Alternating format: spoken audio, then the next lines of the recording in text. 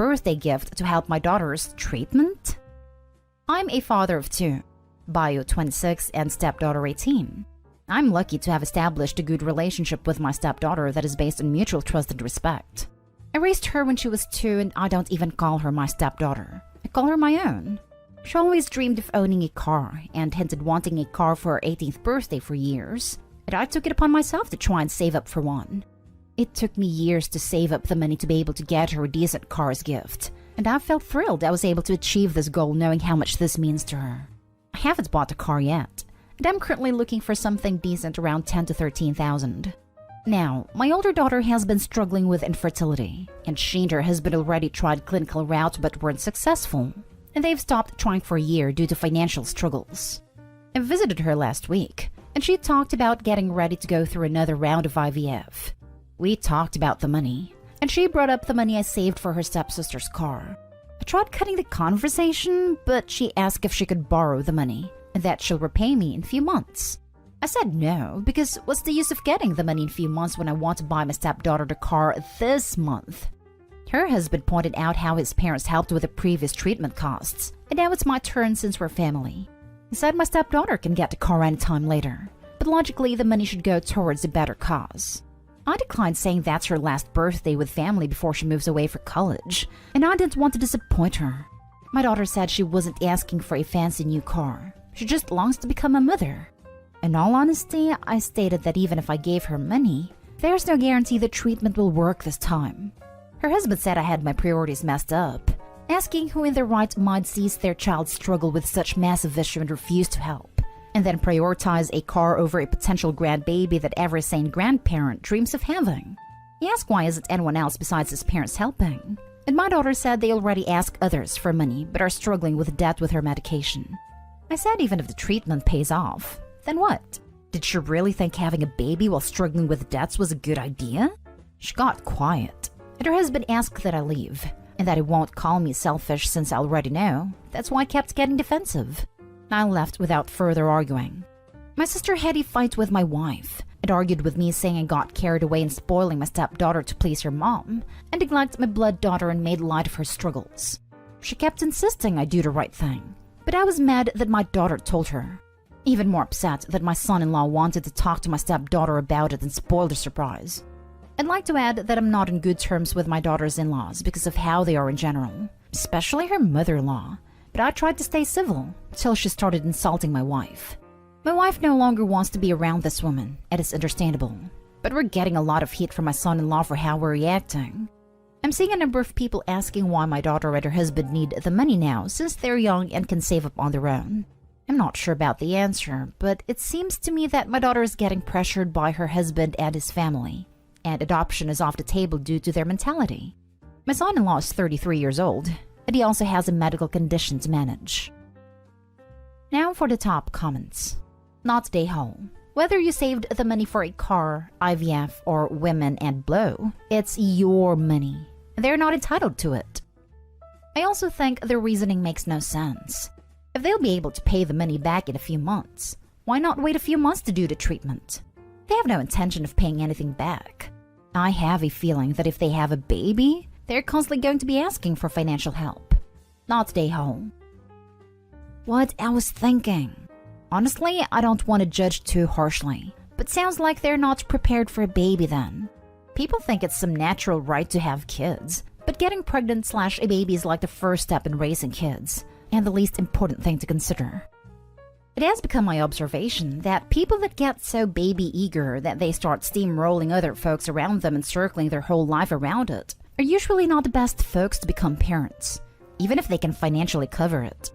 Like, I get that it's a big deal to some folks, and heartbreaking if it doesn't work out, but this kind of uncontrolled and abusive desperation just reeks of the type of self-centeredness and arrested emotional development that makes for bad parents.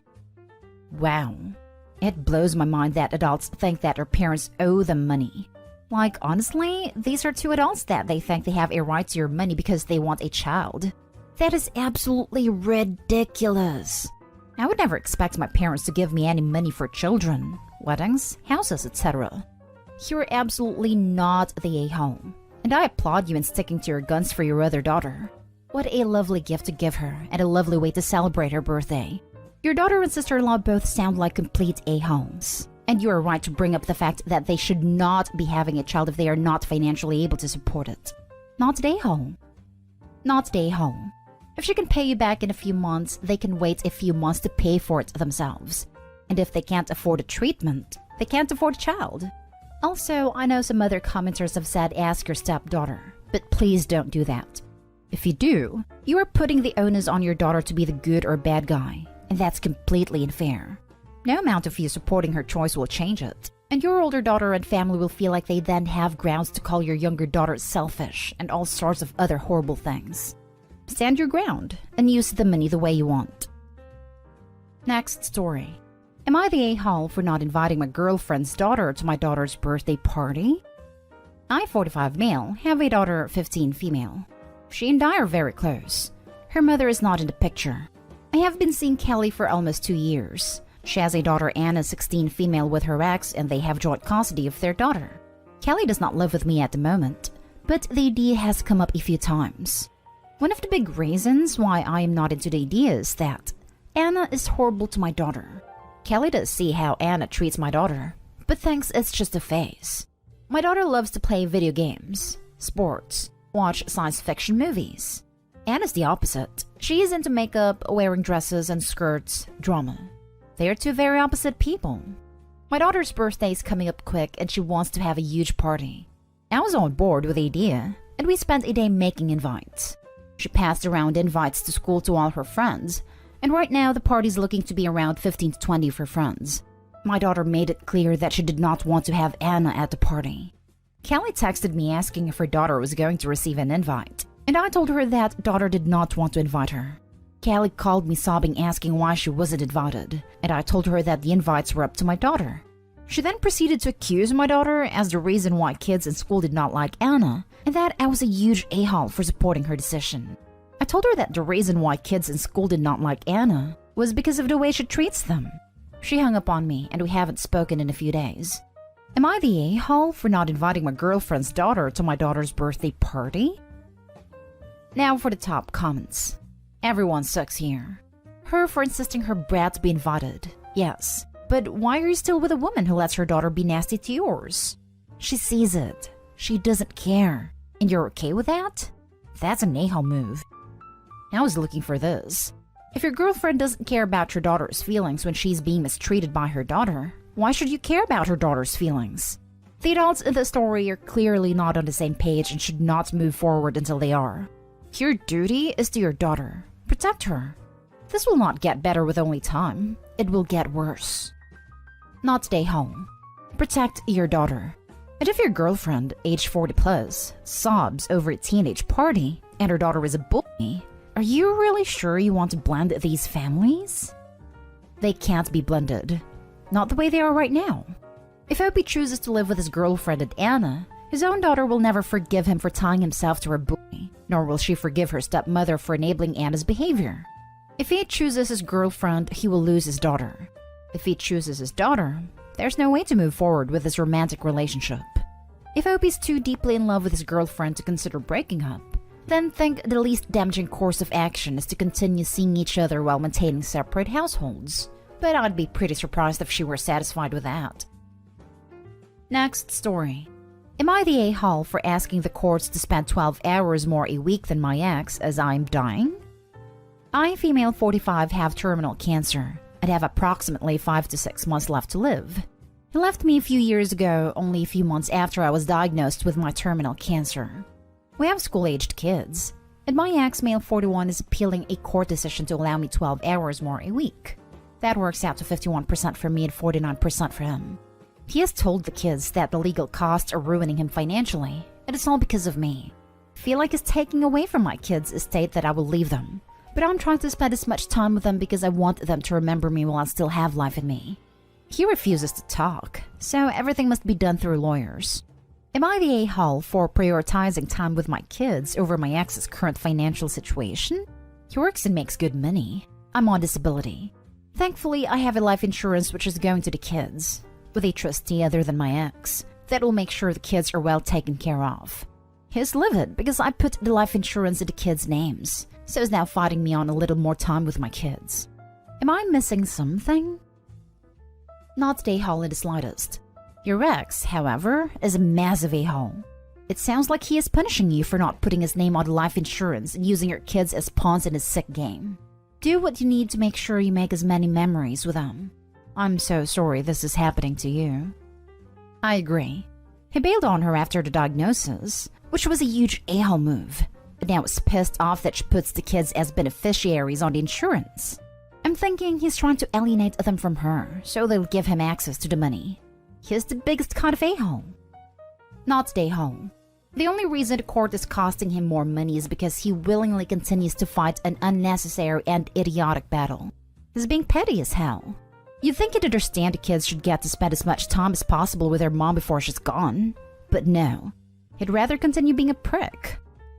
Those children will grow up to know the truth, and will hate their dad forever for depriving them time with their dying mother. I hope that isn't the case though, as they will need him as they grow up.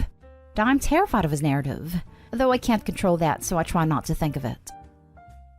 Next story is titled, Am I the a-hole for fighting against supporting my soon-to-be ex-wife?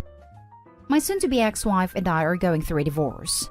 We were married for 11 years, have 3 kids together. I have custody of our kids, she has visitation. Things were crazy. She moved several of her family members into our/my home, got pissed when I had to leave the house for work all the time instead of working from home, but gave up my office for one family member so I couldn't work anymore. She didn't want me to work less either. She hated the idea of less money and her not being a stay-at-home mom anymore. We reached a breaking point when she told me I was an a-hole for not wanting to help her a struggling family who didn't bring any money into the house, and showed no sign of leaving after 8 months. I also got crap for spending time with just my kids, instead of making the time with my kids time with them plus my wife's nieces and nephews who lived with us. My wife had savings from before our marriage and it was hers, and I owned a home before we married, so it was mine. She had wanted to stay living here and stay as a stay-at-home mom with me supporting them. I said hell no. Her and her family are now gone and my kids and I are the ones left here. I have friends who think I should do more so that kids can have equal access to both of us. They think regardless of what else happened, I should help her as the mother of my kids because she blew through her money and now is pooling resources with her parents, while also not working. And so my kids see her every other weekend. It turned into a fight with my ex but also one of my friends, because he said it sucks being the kids of a person who is left to be nothing while the other parents could help. I told him she could also help herself by getting a job. Am I the a-hole? Not the a-hole. You're not a boat for them all to float on. Your soon-to-be ex sounds like she wanted you to pull her family out of the mud. Well, that's their own responsibility. If this woman was working, I'd be thinking like the friend. But damn, that is absolutely not what's happening. I don't know about the rest of the world, but I refuse to help people who won't help themselves.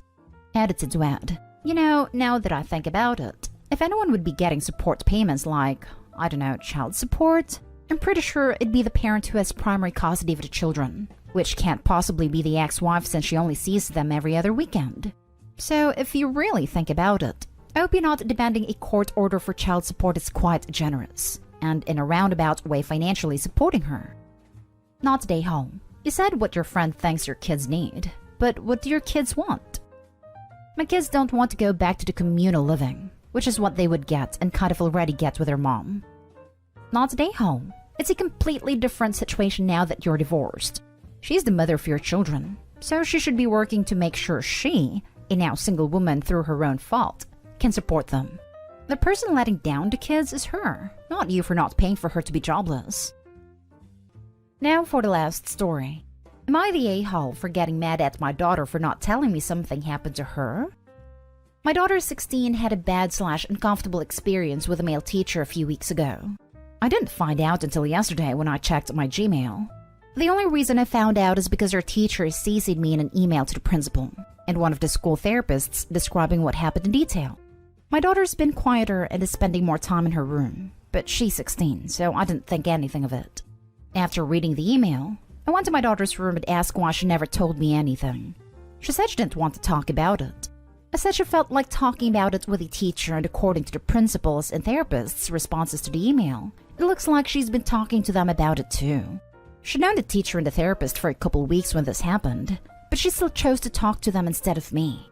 She blew up on me and said she didn't tell me because she knew I wouldn't have done anything. Like how I didn't want to do anything when the school refused to do home/hospital schooling when she was in the hospital. She has health issues that had her in the hospital for most of 2019/the beginning of 2020, or when teachers failed her for not being able to keep up with school during her treatments. I told her that's still not an excuse, and I'm her mother, so I have a right to know things before her teacher. She hasn't left her room since, and my older daughter, 26, said I'm being a witch. Apparently she knew before me too. Am I the a-hole for being mad at my daughter? You're the a-hole, Mom. Epic parenting fail. You made it about you, instead of keeping it about her. I also made it her daughter's fault. What the hell, Opie? You're the a-hole. Your daughter was not comfortable sharing what happened with you because you didn't stand up for her in the past. When you did find out, instead of trying to support/comfort/help her, you decide to berate her for not telling you. I cannot believe that you didn't press for homeschooling when your child had health issues and was in the hospital for over 1 year. I feel sorry for your children. They deserve better. You're the a-hole. She has the right to choose who she's comfortable with talking to and sharing things with, particularly about things at school. It sounds like you've shown her exactly who you are, and she's made reasonable decisions about trust and respect based on that. You're the a-hole. Instead of asking what you can do, you scolded her for what exactly? Not trusting you with the information? Not believing telling you would accomplish anything?